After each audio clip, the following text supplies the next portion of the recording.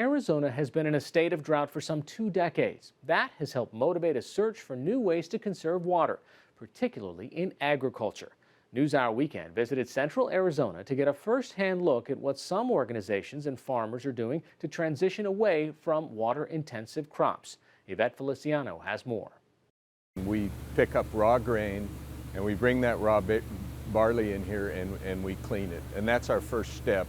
In this 3,200 square foot space in the town of Camp Verde in central Arizona, Chip Norton is taking us through the process of malting barley. Here's what the barley looks like right here. It's just like seeds. Norton is the founder of Sinagua Malt.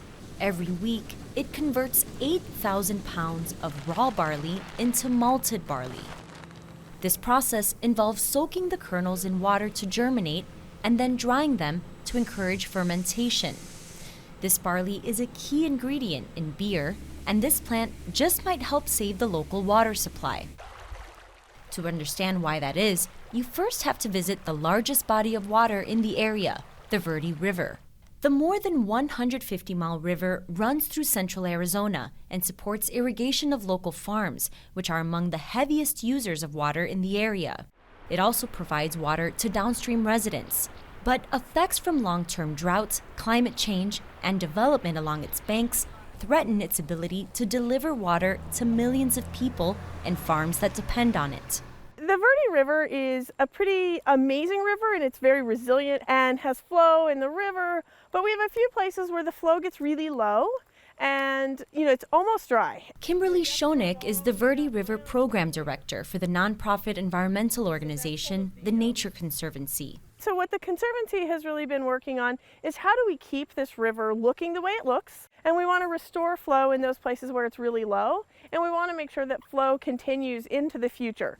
And that barley being processed at Sinagua may be part of the solution. The first year was 15 acres, and now we're up to 150 acres. In 2016, the Nature Conservancy partnered with Zach Hauser and his family on a pilot project. The Hausers converted some of the Conservancy's alfalfa fields to barley, with the hope of eventually growing barley on their family land. We've grown barley before, so we know that barley works here. But repeating that past success was important. Much of the Hauser family's 700 acres were filled with alfalfa and corn, very thirsty crops. If they grew barley, on the other hand, they could use about 50% less water to irrigate per acre.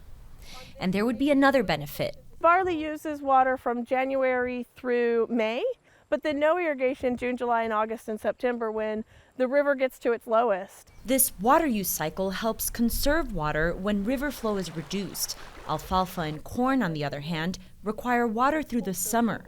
But none of that would matter to the Hausers if they couldn't make a profit. Barley is often grown for animal feed, a lower profit venture. If we can do what we can to conserve water and use as little as possible, but still, make a good crop and make a profit, that's what we're after. But there was just one problem. There was no craft malt house in Arizona. So the farmer would have had to ship the barley all the way to, who knows, Idaho, Saskatchewan, wherever, to get it malted and then ship it back. The local market is a much better setup for a local farmer. That's where Sinagua Malt came in, creating a local market for farmers to sell raw barley. If we could come up with a way to get the barley malted, then we would have a market for the farmer. Barley for malting can make a farm about $200 a ton versus less than $150 for barley grown for feed. So in 2017, the Nature Conservancy invested $200,000 to help open Sinagua Malt and secured buy-in from a few local breweries to purchase the malt barley. It registered as a benefit corporation, meaning profits go towards a public or social good, like water conservation, and not just shareholders. The project is still in its infancy, but 150 acres of barley grown in Camp Verde now supplies 13 breweries in Arizona.